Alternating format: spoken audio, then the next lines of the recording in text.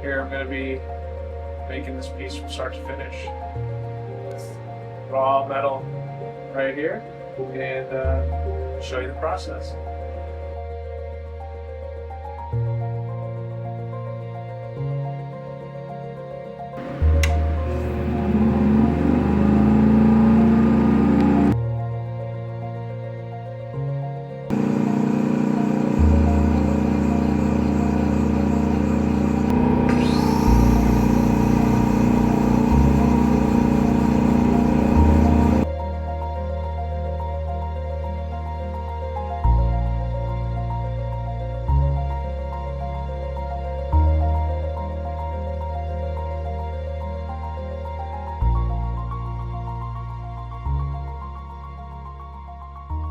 We only lost about a millimeter of size, but I was still able to use the most optimal angles for the highest light return. And this design that I came up with, it's over 90% light return. If you were just taking a regular rough stone, you probably wouldn't choose this design because it rarely does a piece of rough actually lend itself to something that has this shallow of a crown, but it was perfect for this zircon. It's cut for maximum light return.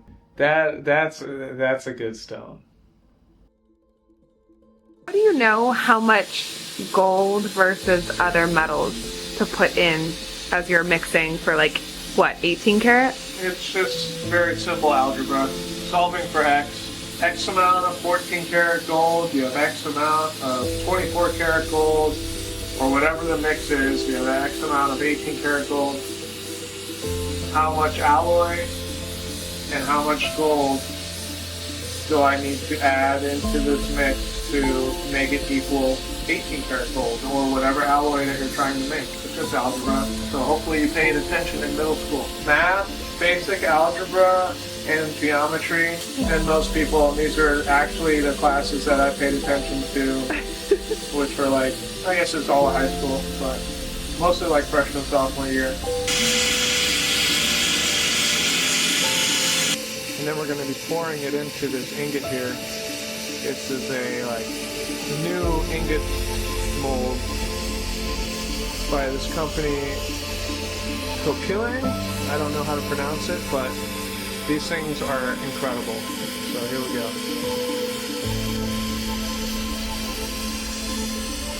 Gotta be quick with it.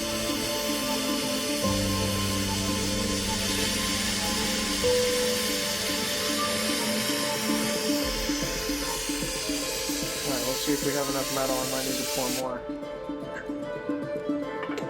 It's pretty hot inside of there.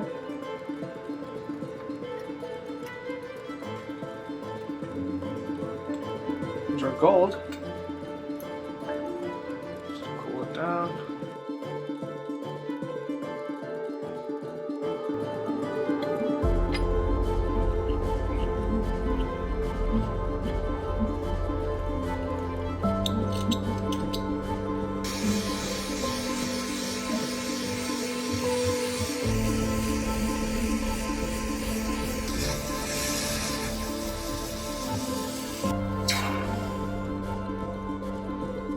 So we just annealed the gold, and annealing is heating up the metal until it's about cherry red, and then submerging it into water.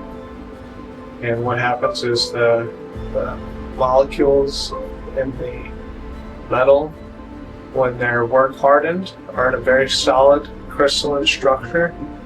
So after rolling it out, to avoid the metal from cracking, you have to gently heat the metal up to temperature, which then causes the molecules to kind of loosen up, not be as rigid, and it makes the metal much softer and allows you to form it.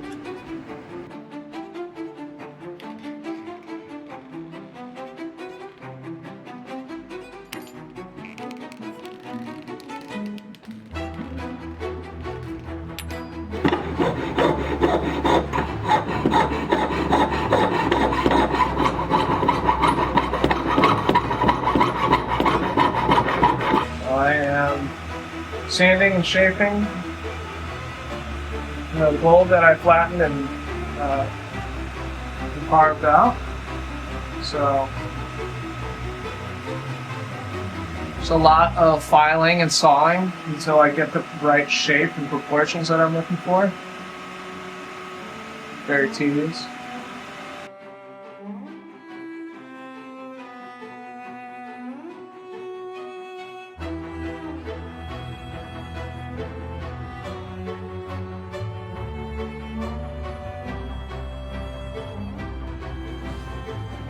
Good morning, sir. One, this Laffy Taffy will help me stick all the diamonds onto the piece so I can come up with a proper arrangement. We've completed the main component of the pendant, and now I've got my diamonds laid out, and I am using some Laffy Taffy here to create a sticky substance that I can put all over the surface of the piece, so then I can figure out the diamond arrangement. The materials, the extra materials that I ordered are not making it in time, so I have changed the way that I'm making the piece. A little bit different than my original design, but the new ideas that I have for it are actually even better and more creative than my original design. So very happy with the direction, very happy that the stones didn't come in time, because now it gives me the ability to be creative with the space that I have here to work with. Oftentimes when you're making something, all of a sudden a better idea comes to you midway through the project and you go with it.